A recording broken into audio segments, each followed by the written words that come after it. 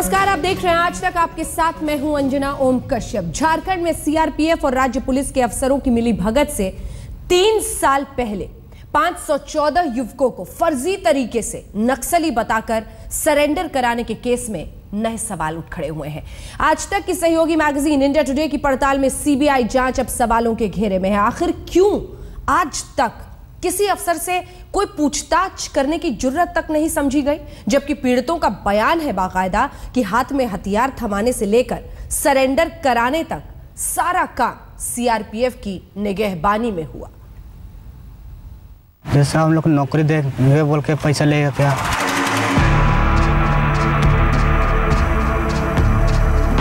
रास्ता में हम लोग को बताते गया कि तुम लोग को मैंने उग्रवादी सरेंडर के रूप में लेके जा रहे हैं।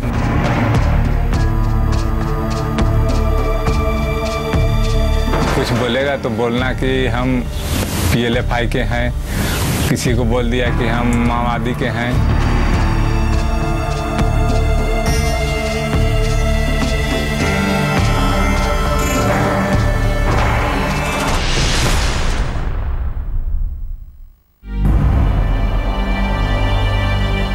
क्यों ना आज शर्मिंदा होगा यह गणतंत्र। दिल्ली से झारखंड तक का समूचा राज्य तंत्र भी इन नौजवानों से आंख मिलाए तो कैसे मिलाए। ब्रिटिश राज में भी जंगलों में जो न हुआ, छल फरेब और लूट का वो सनसनीखेज खुलासा हुआ है इंडिया टुडे मैगजीन की पड़ताल में। मेरे दाहिने तरफ जो 28 लोग बैठे हुए हैं, ये उस 514 लोगों के ग्रुप से हैं जिनको 2011 में पैरामिलिट्री में बहाली के नाम पर ठगा गया था और इन सब से पैसे लिए गए थे।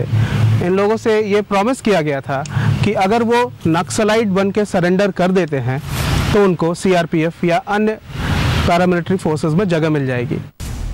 भोले भाले झारखंड के जंगलों में रहने वाले, रोटी रोजगार के लिए दर दर भटकने वाले ये आदिवासी नौजवान घर से निकले थे कोबरा बटालियन में शामिल होने के लिए, लेकिन अचानक कागजों पर नक्सली बना दिए गए। हाथों में हथियार के साथ आत्मसमर्पण की उस कतार में उतार दिए गए जिसके जरिए जाने कितने अफसरों ने गैलेंट्री अवार्ड लिए होंगे, जो गणतंत्र की परेड में वीर बने होंगे। सीआरपीएफ और झारखंड पुलिस से जुड़े अफसरों के इशारे पर ठगों और दलालों के गिरोह के शिकार इन जवानों की जिंदगी के सामने अब सिवाय अंधेरे के कुछ नहीं है।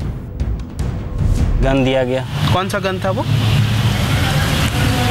Rifle, single rifle. अच्छा, फिर कहाँ आपने आत्मसमर्पण करा? हम लोग पुराना जेल में। पुराने जेल में किसके सामने? कोबरा बटालियन के सर लोग थे। अच्छा, और उसमें आप कितने दिन तक कोबरा बटालियन में रहे?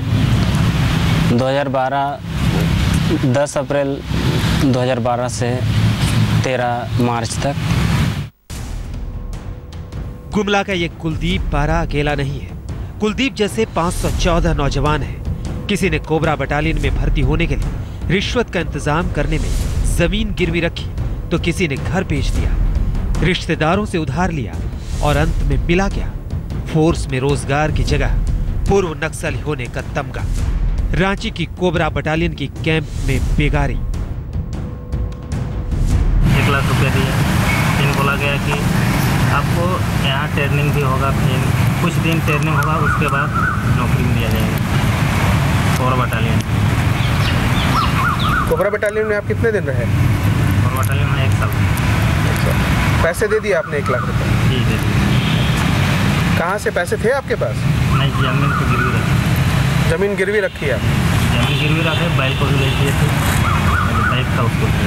पैसे किसको दिया आप? रवि बोतरा को। आपको भी बताया गया कि आप नक्सल के रूप में सरेंडर करेंगे? ये हमको पहले नहीं बताया। हम आपको बताएंगे सीआरपीएफ से जुड़ी इस फर्जीवाड़े की पूरी कहानी, लेकिन पहले जरा सुनिए इन नौजवानों का दर्द जिन्हें सिस्टम के धोखे ने नौकरी के लिए नक्सली बना दिया। पीएलएफआई का आदमी है बोलने के लिए बोला गया था और गन साथ में दिया था, हथियार भी दिया था उसमें। तो कौन से जेल में रहे थे आप? पुराना जेल में के पास रहते थे। तो उसके बाद कब आपको पता चला कि ये सब झूठा है, नकली? हमें जब हम लोग अंदर जाने के बाद पता चला कि जाने के बाद वहाँ का लोग तो 1 साल 1.5 साल 2 साल से रहते थे, हम लोग तो 6 महीने से थे ना, इसलिए पता चला वहाँ से। अभी अभी आप क्या कर रहे हैं? अभी तो बस ऐसे ही है, खेती बाड़ी कुछ बहुत हल्का फुल्का कर लेते हैं। कोबरा बटालियन के रांची कैंप में जी। और आपको भी प्रॉमिस किया गया था कि आप भी सीआरपीएफ में बहाली हो जाएगी आप जी। ओके, कितने पैसे दिए आपने घूस के? 50,000। 50,000 रुपये। 50,000 थे आपके पास? नहीं थे। कैसे दिया आपने? खेत बंधक किए।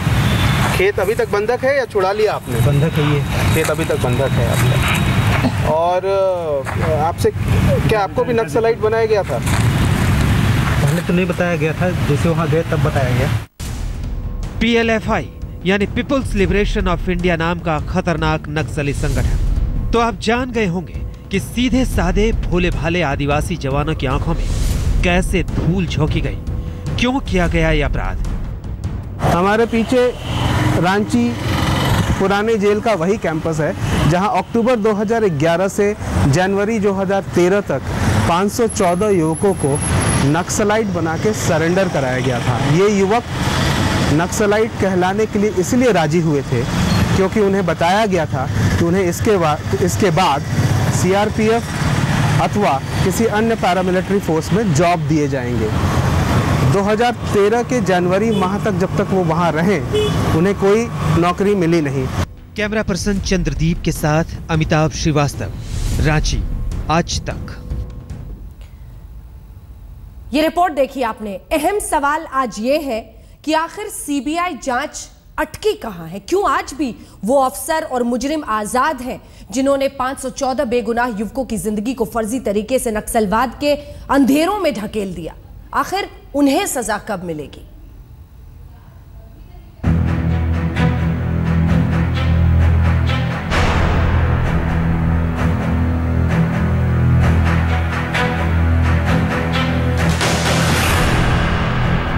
उन 4 इंटरमीडिएरीज को अरेस्ट करने के अलावा कुछ नहीं किया है।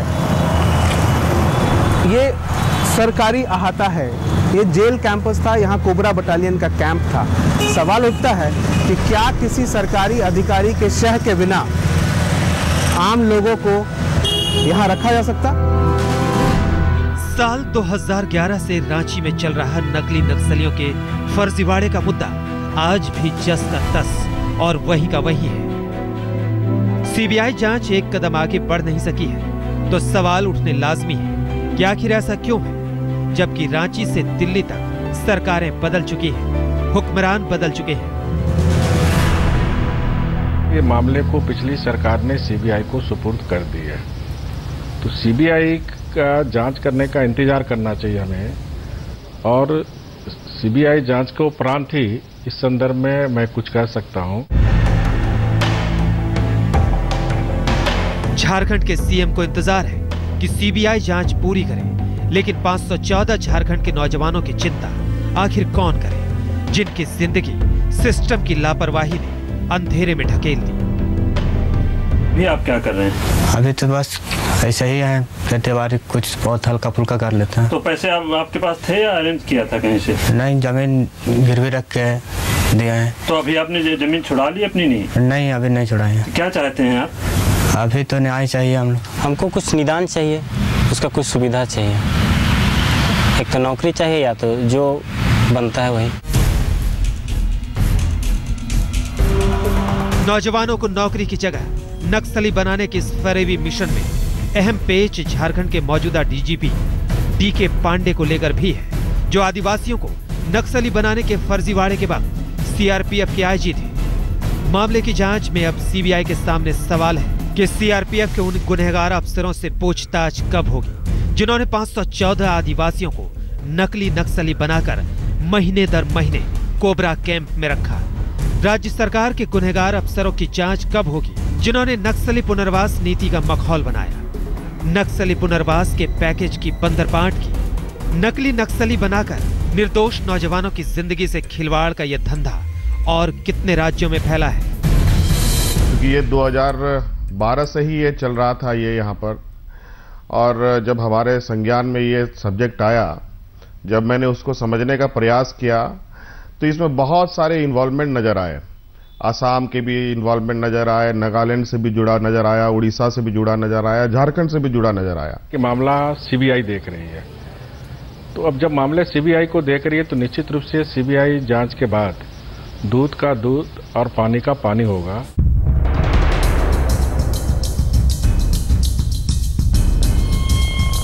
झारखंड में अब नई सरकार ने भी नकली नक्सलियों के इस स्कैंडल को जल्द से जल्द अंजाम तक पहुंचाने का ऐलान किया है। लेकिन सवाल यह है कि बीते 1 साल में जांच सुपुर्द होने के बावजूद सीबीआई ने जांच शुरू क्यों नहीं की है? ये ढिलाई कहीं बड़े मगरमच्छ कसूरवारों को बचाने की कोई कोशिश तो नहीं? अमिताभ श्रीवास्तव, रांची, आज तक। जांच में देरी पर संगीन इल्जाम लग रहे हैं और इसीलिए सर्वोच्च एजेंसी सीबीआई भी सवालों के कटघरे में है। एक ब्रेक के लिए हम रुक रहे हैं, ब्रेक के बाद भी पड़ताल जारी है। आप देखते रहिए आज तक। आपको दिखाते हैं नकली नक्सली बनाकर आत्मसमर्पण कराने और फिर नौकरी दिलाने के एवज में रिश्वत लेने देने का यह सिलसिला आखिर शुरू हुआ कहां से? इसका असल मास्टरमाइंड कौन है? कैसे इसका पर्दाफाश हुआ, देखिए।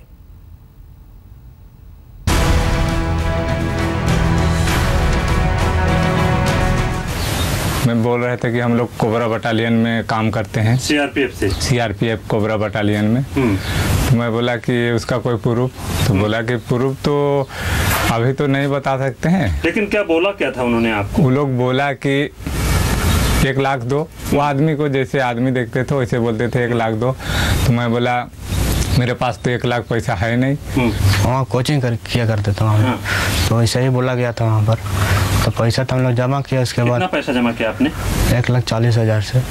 तो उसके बाद कितना दिन क्या कुछ ट्रेनिंग वगैरह कराई थी? नहीं सर, वहाँ पर जमा किया, उसके बाद में ले जाएगा बोल के रखा गया था वहीं पर। बेरोजगारी के आलम में झारखंड के आदिवासी नौजवानों को सीआरपीएफ की कोबरा बटालियन में भर्ती कराने के फर्जीवाड़े में जिस शख्स का नाम इंडिया टुडे की पड़ताल में हर जुबान पर मिला, वो था रवि बोडरा, जो मिलिट्री खुफिया से जुड़ा पूर्व मुखबिर है, और उसका एजेंट दिनेश प्रजापति, दिग्दर्शन कोचिंग का मालिक। करियर और नौकरी की जद्दोजहद में जुटे इन आदिवासी नौजवानों की जिंदगी नकली नक्सली के तमगे में उलझाने का मास्टरमाइंड है रवि बोडरा। इंडिया टुडे की पड़ताल के मुताबिक 28 मार्च 2014 को खूंटी झारखंड के पामेश प्रसाद ने रवि बोडरा और दिनेश प्रजापति के खिलाफ इस मामले में धोखाधड़ी और रिश्वत से जुड़ी पहली एफआईआर रांची में दर्ज कराई।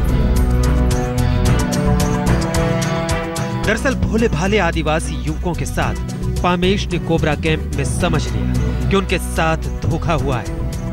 नौकरी तो मिली नहीं और मुश्किल ये कि अब पूर्व नक्सली होने के तमगे से पीछा कैसे छूटे, जो सीआरपीएफ और राज्य सरकार के अफसरों की कागजी कार्रवाई में उनके नाम के साथ हमेशा के लिए जोड़ दी गई कि ये उग्रवादी से जुड़ा हुआ है। और वहाँ जाते हैं तो थोड़ा मुझे घृणा नज़र से देखते हैं, ये तो आतंकवादी है, सरेंडर कर चुका था। तो मैं गांव छोड़ दिया। अब फिर मैं अभी मांडर क्षेत्र में रहता हूँ, जिसका गांव का नाम है मासमानो। मैं ससुराल में ही रहता हूँ। यह कि आप लोग को छुट्टी दिया जा रहा है कुछ दिन के लिए, यही बोला गया। फिर हम लोग को सबों को निकाल दिया गया। आपको कोई पैसे वापस नहीं मिले? पैसा कुछ वापस नहीं मिला। नौकरी भी नहीं मिली? नहीं मिली। हम अपने से पूछे वहाँ कि क्या हम अपने से वहाँ अपना आचरण बना के, जो बहाली निकल रही थी आर्मी बहाली, तो उसमें आचरण बनाने के लिए अपने आप को बनाना चाहे, वहाँ रह के फिर पता चल गया कि क्या सही है और क्या गलत है। इसीलिए अपने में हम जाना चाहें तो वहाँ पर तो बोला गया कि आप नहीं कर सकते हैं। क्यों? तो फिर वो बोले कि आप लोग तो आत्मसमर्पण कर चुके हैं, आप लोग का थाना में नाम चल गया इससे। क्या आप नक्सलाइट गतिविधियों में कभी भी रहे? जी नहीं। साल 2012 में एम राव सीआरपीएफ के आईजी बनकर रांची पहुंचे। राव ने चंद रोज में ही माजरा समझ लिया और झारखंड के पुलिस महानिदेशक को चिट्ठी लिखकर पूरे फर्जीवाड़े से पर्दा उठा दिया। राव ने लिखा, आत्मसमर्पण करने वाले 514 कथित नक्सलियों में से केवल कुछ ही का मामला सही लगता है। बाकी सभी मामलों में नए सिरे से जांच की जरूरत है। ऐसा लगता है कि कुछ लोगों ने राज्य सरकार की नक्सली पुनर्वास नीति का बेजा फायदा उठाने के लिए भोले भाले लोगों का शोषण किया है।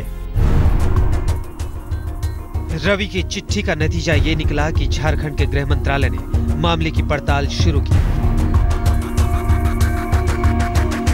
और पाया कि 514 में से 508 बिल्कुल बेगुनाह थे, जिन्हें धोखे से नकली नक्सली बना दिया गया है। ऐसे ही हमारे संज्ञान में आया, ये इशू को मैंने सीबीआई को फॉरवर्ड किया है और अभी तक क्या स्टेटस है ये तो मैं नहीं बता सकता, अभी तो सरकार ही बता सकती है। इसमें लगभग 500 से अधिक बच्चों इन्वॉल्व रहे हैं इस केसेस में और हमारे ऑफिसर्स ने भी इस बात को पुष्टि किया था। झारखंड सरकार ने बीते साल सीबीआई जांच के आदेश तो दिए, लेकिन आज तक नहीं पता कि आखिर सरकार और प्रशासन में वो लोग कौन थे जिन्होंने जानबूझकर राज्य सरकार की नक्सली पुनर्वास नीति के तहत 504 नकली नक्सली खड़े कर दिए। अमिताभ श्रीवास्तव, रांची, आज तक।